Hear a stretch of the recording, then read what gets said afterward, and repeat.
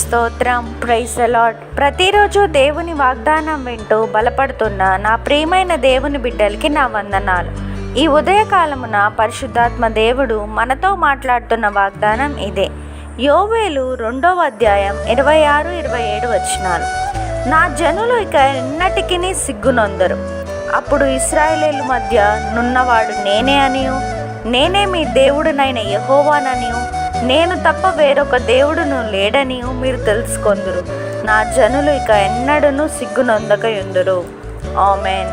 Verse of the day, Joel chapter 2 verse 26 and 27. And my people shall never again be put to shame.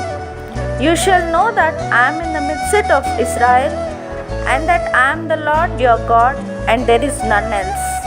And my people shall never again be put to shame. ఆమేన్. సమస్త జ్ఞానమునకు మించిన దేవుని సమాధానం యేసుక్రీస్తు వలన మీ హృదయములకును తలంపులకును కావలి ఉండునుగాక. ఆమేన్. Put God first in your life, then you will bless with abundant blessings. Amen.